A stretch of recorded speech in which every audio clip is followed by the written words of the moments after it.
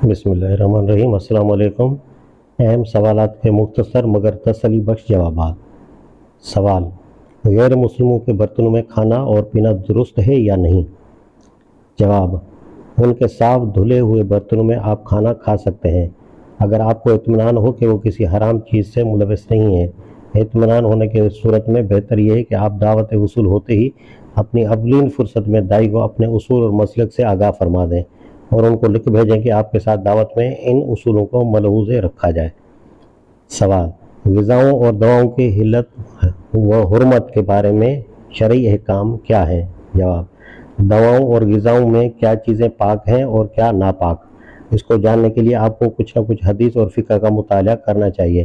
جہاں تک احکام قرآنی کا تعلق ہے، اس سلسلے میں آپ کو تفہیم القرآن سے کافی مدد مل جائے گی، مگر پھر بھی حدیث اور فقہ کے مطالعے کی ضرورت باقی رہتی ہے تاکہ آپ اصولی احکام سے بھی واقف ہو جائیں اور جزوی مسائل سے بھی۔ افسوس ہے کہ ہمارے ہاں اب تک میڈیکل کالج کی تعلیم میں شرعی احکام کی تعلیم شامل کرنے کی ضرورت محسوس نہیں کی گئی ہے۔ آخر ہم کیسے اس چیز کی ضرورت محسوس کر لیں جسے ہمارے استاد انگریز نے غیر ضروری سمجھا تھا؟ سوال: کسی مریض کی جان بچانے کے لیے اس کے جسم میں خون داخل کرنا بعض علماء کے نزدیک ناجائز ہے۔ آپ کی رائے اس بارے میں کیا ہے؟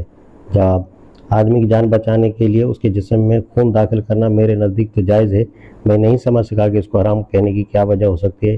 غالباً اسے خون پینے اور کھانے پر قیاس کر کے کسی صاحب نے حرام کہا ہوگا، لیکن میرے نزدیک ان دونوں چیزوں میں فرق ہے۔ غذا کے طور پر خون پینا اور کھانا بلا شبہ حرام ہے، مگر جان بچانے کے لیے مریض یا زخمی آدمی کے جسم میں خون داخل کرنا اسی طرح جائز ہے جس طرح حالت اضطرار میں مردار یا خنزیر کھانا۔